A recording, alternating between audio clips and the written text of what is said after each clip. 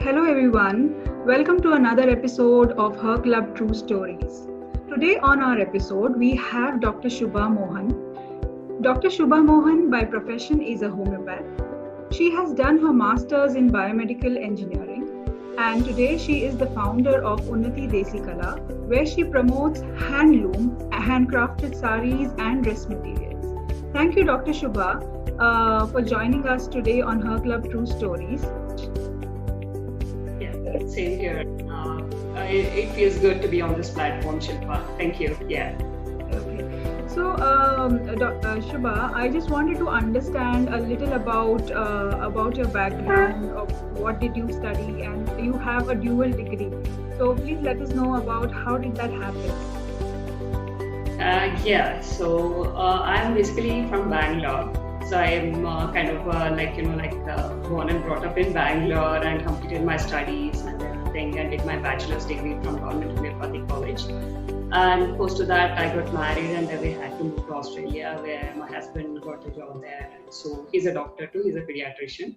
So that's when I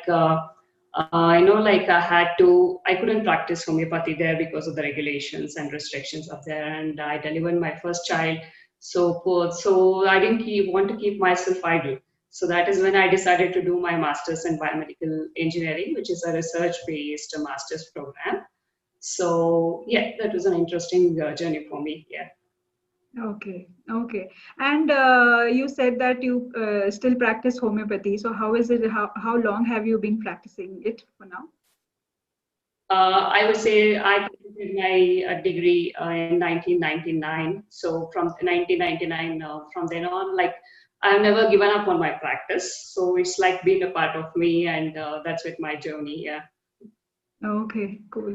Oh, okay, now, so then you started Unnati Desi Kala. Tell us a little about your venture and how did that idea of starting up with an exclusive handloom and handcrafted saris begin? Yeah. I would say this idea basically started, my brother had an idea. He stays in US.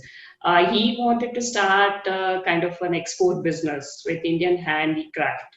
So then we visited a few places like handicraft where they do all that, and it was a nice for us to go through all that.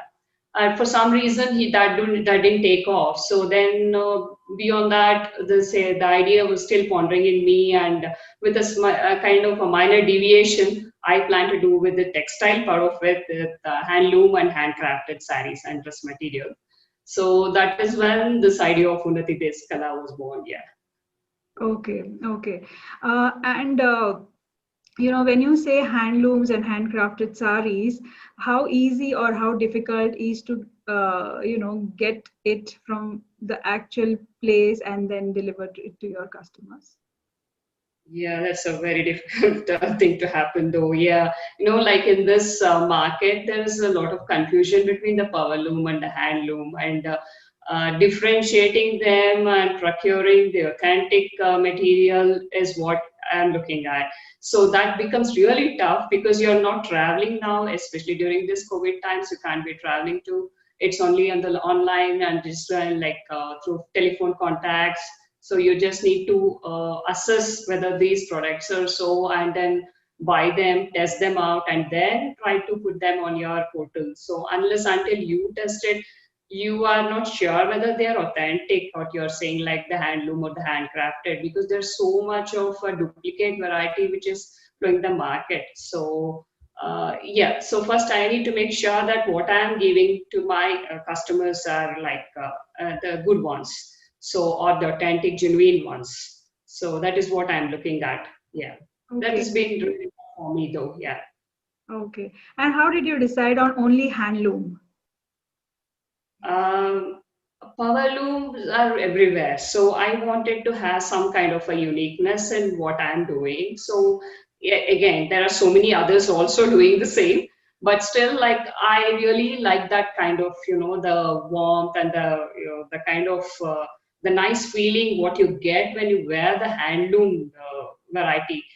So that's a unique feeling altogether. So I have experienced it. So then I thought, why not try my hands on that?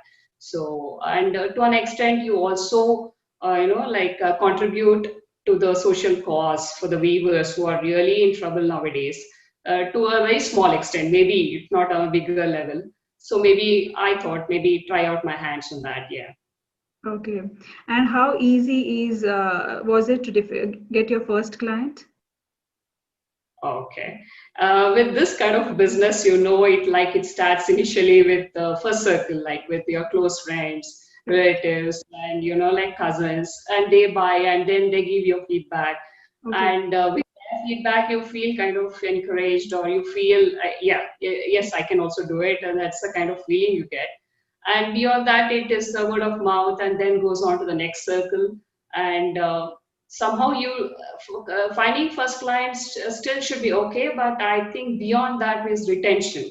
Like that is what is very important here. So Yeah. you need to give quality service. So that is when they start trusting you with your products, and that is where the comfort zone is there. Like you feel better to deal with such kind of customers, and that's how that relationship stays for longer period. That's what I feel. So retention is all very important than finding the first client. Yeah, retention of the Okay. customers. Yeah. Okay. Okay. And what do you think the most important quality an entrepreneur should have? Yeah, so the most important thing is the patience to wait. And then the second thing is, I think, the people management skills. So in most business, and especially in the kind of business what I am doing here, I think we come across various kinds of people with a different kind of background and their education levels, everything. So I think we need to mellow down and come to their level at times, and then work towards it. So I think these are the two important things. One are the patience, and the people management skills. Yeah. Yeah. Okay. Okay. And you are a mother of two. Your Yeah. take, yeah, and your take on, there is a famous quote saying a woman's career, or it is only either the women's career or the children. So your take on it? Um, I would say you don't have to give up on your career just because you become a mom, or it's like just because you're called as a woman and everything. So that is okay. Like, that's a part of you. And I think for the first initial few years of the child, they need you, and they look up to you. And I think you need to be there for during that formative period, maybe the first 5 years or so, the initial period. I'm not saying later you don't have to be there, but later on, at least you have that flexibility where you can make the choices if you can make.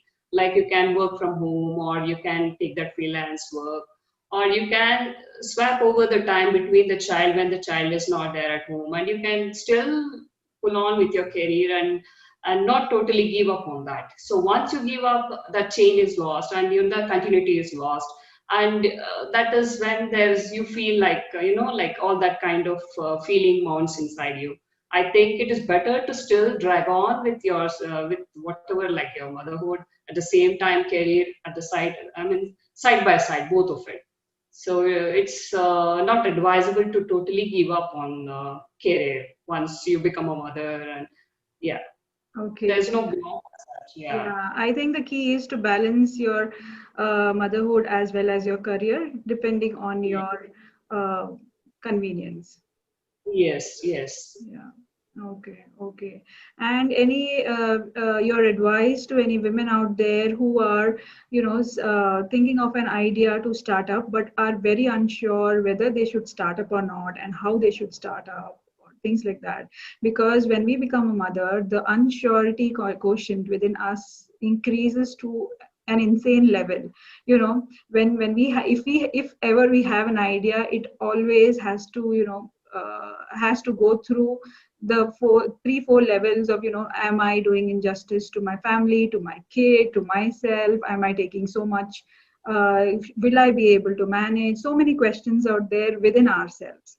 So it becomes very difficult to women, and especially moms, to take that first step towards entrepreneurship.